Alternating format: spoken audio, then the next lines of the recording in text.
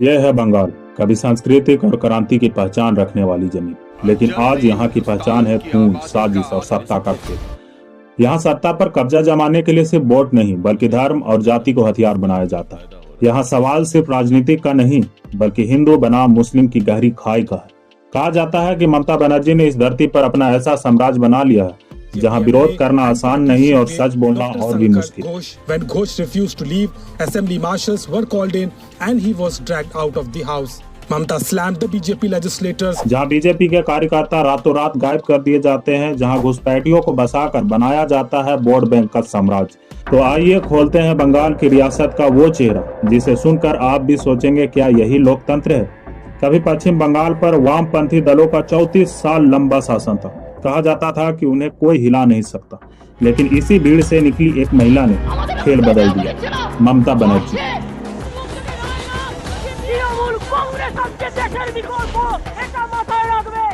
एक साधारण पृष्ठभूमि से आई, लेकिन जज्बा ऐसा कि पूरा लेफ्ट सरकार को चुनौती दे दी। 1998 में बनाई तृणमूल कांग्रेस और कुछ ही सालों में ये पार्टी बन गई जनता की आवाज। नारा था माँ माटी मानुष, यानी माँ मिट्टी और इंसान।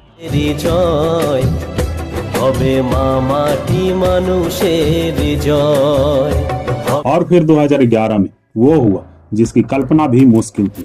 34 साल से गद्दी पर बैठी लेफ्ट सरकार धाराशायी हो गई और ममता बनर्जी बन गई बंगाल की पहली महिला मुख्यमंत्री। আবারও রাজ্যের মসনদে তৃণমূল এই নিয়ে পরপর দুবার लोगों ने उन्हें दीदी कहा और दीदी ने सत्ता को अपना किला बना लिया। और ये किले के 3 स्तंभ हैं।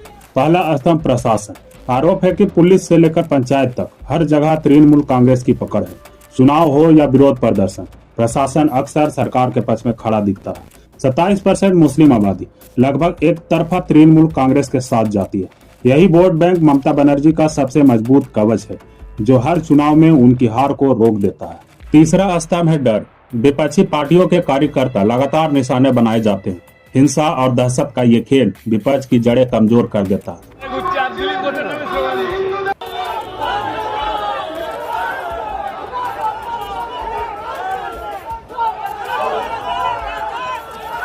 लोग कहते हैं बंगाल में चुनाव लोकतंत्र से नहीं बल्कि लाठी और गोलियों से जीता जाता है। और इसी तरह प्रशासन, वोट बैंक और राजनीतिक हिंसा, ये 3 स्तंभ मिलकर बने हैं दीदी का किला। लेकिन सवाल है, क्या यह किला लोकतंत्र की रक्षा कर रहा है या उसे कैद कर चुका है? पश्चिम बंगाल जहां हिंदू और मुस्लिम सदियों से साथ रहते आए, लेकिन राजनीति ने इस रिश्ते को नई दिशा दे दी है। ममता बनर्जी पर आरोप है कि उन्होंने मुस्लिम समुदाय को अपना सबसे मजबूत हथियार बना लिया है।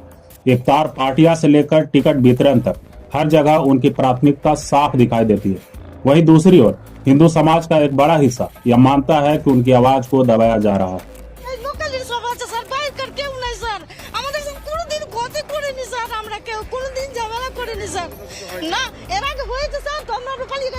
कई बार होने वाले दंगे और टकराव इस आरोप को और गहरा कर देते हैं।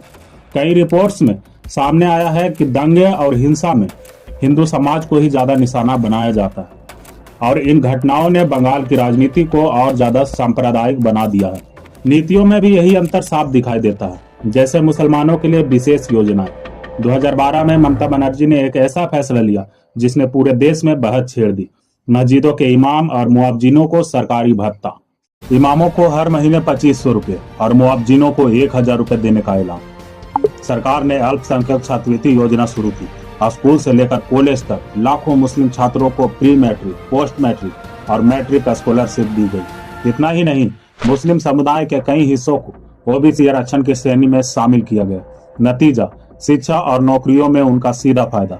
हज यात्रियों के लिए विशेष कैंप, सब्सिडी और ट्रेनिंग सेंटर। कोलकाता का हज हाउस नई सुविधा से लेस किया गया। मदरसा शिक्षा को भी पूरी मान्यता दी गई। हजारों मदरसों को रजिस्टर कर शिक्षकों को वेतन देना शुरू किया गया और इन सब के लिए राज्य के अल्पसंख्यक मंत्रालय का बजट लगातार बढ़ाया गया। यह सब महज मुस्लिम वोट बैंक को मजबूत करने का खेला था। ये नीतियां हिंदू और मुस्लिम के बीच दूरी और गहरी कर गई, क्योंकि जब मुस्लिमों को स्नेह मिला, हिंदुओं को मिला परहेज। जो आदमी है वो लोग इधर उधर से आया, पूरा एकदम तोड़ फोड़ किया, ढील झरा एकदम बड़ा बड़ा, इतना बड़ा बड़ा। पश्चिम बंगाल सिर्फ राजनीतिक और धर्म की वजह से चर्चा में नहीं है। यहाँ की सबसे बड़ी चुनौती है बांग्लादेश से अवैध घुसपैठ।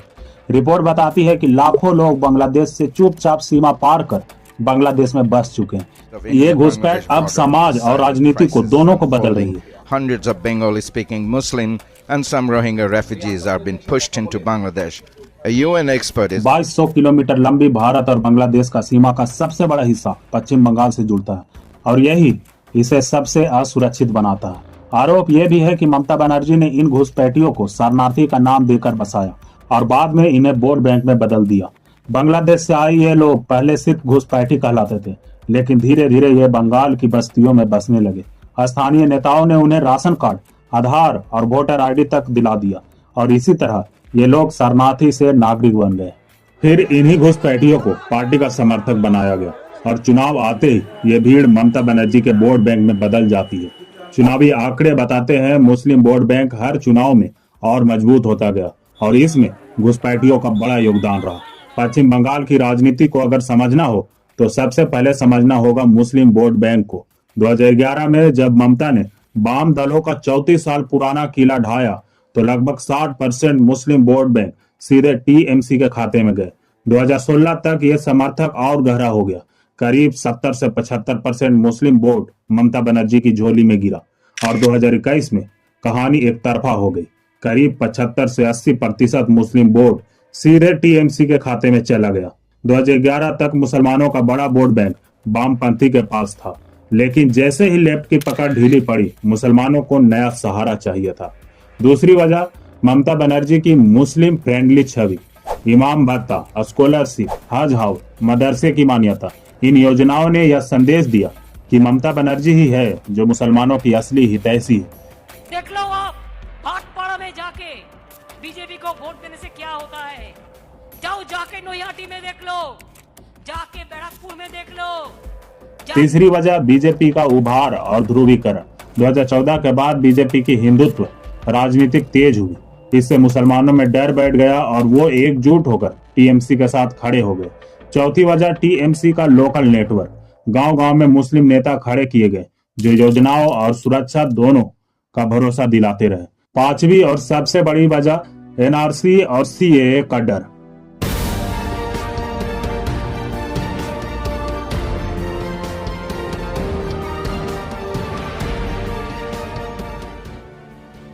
जब केंद्र ने ऐलान किया तो ममता सबसे बड़ी विरोधी बनकर सामने आई। मुसलमानों को यकीन हो गया कि ममता बनर्जी ही उनकी असली ढाल है। I will appeal to my home minister of this country also, please control your party and please see that you are the home minister of this। पश्चिम बंगाल में राजनीतिक अब सिर्फ चुनाव तक सीमित नहीं, बल्कि अब एक जंग बन चुकी है। हर चुनाव के बाद खासकर बीजेपी और टीएमसी कार्यकर्ताओं के बीच टकराव हिंसक हो जाता है। आरोप ये भी लगते हैं कि टीएमसी सत्ता की ताकत का इस्तेमाल कर विपक्ष को कुचलने में जुटी है। बीजेपी कार्यकर्ता पर हमले भी लिख चुके हैं। बोलपुर से चुनाव लड़ रहे थे और बोलपुर में ये घटना हुई है जब वो एक बूथ से मिल रही थी, वहाँ जा रहे थे लगातार सुबह से। उनके दफ्तर जलाए गए, कई बार तो जान तक चली गई। 2021 के चुनाव के बाद की हिंसा तो पूरे देश को हिला दिया था। सैकड़ों परिवार उजड़ गए, महिलाएं बेघर हुई और कई कार्यकर्ताओं की हत्या कर दी गई। एनएचआरसी यानी नेशनल ह्यूमन राइट कमीशन की रिपोर्ट के अनुसार कुल 11 लोगों की हत्या हुई थी, जिसमें ज्यादातर बीजेपी कार्यकर्ता या समर्थक थे। बीजेपी का दावा था कि 2019 से 2021 तक 200 से ज्यादा कार्यकर्ता मारे गए और टीएमसी ने इन दावों को राजनीतिक प्रचार कहा। 2021 के चुनाव के बाद हजारों परिवारों को अपने घर छोड़ना पड़ा। मतलब सोचिए कि अपना ही नागरिक अपने ही राज्य में घर छोड़ने पर मजबूर हो जाए और उसी वक्त सीमा पार से आए लोग हमारे घरों, हमारी जमीनें और हमारे संसाधनों में बस जाए। यह कैसा लोकतंत्र है। 2021 के चुनाव के बाद हिंसा ने इंसानियत को शर्मसार कर दिया। एनएचआरसी की रिपोर्ट के मुताबिक 11 से ज्यादा लोगों की जाने गई। हजारों परिवार घर छोड़कर पलायन को मजबूर हुए। यहाँ तक कि महिलाओं के साथ यौन हिंसा तक की घटनाएं सामने आई। मामला इतना गंभीर हुआ कि सुप्रीम कोर्ट और कोलकाता हाई कोर्ट को दखल देना पड़ा। जांच सीबीआई और एसआईटी को सौंपी गई। लेकिन सवाल आज भी वही है, क्या बंगाल में लोकतंत्र जिंदा है या फिर यहाँ सत्ता हिंसा के दम पर चलती है।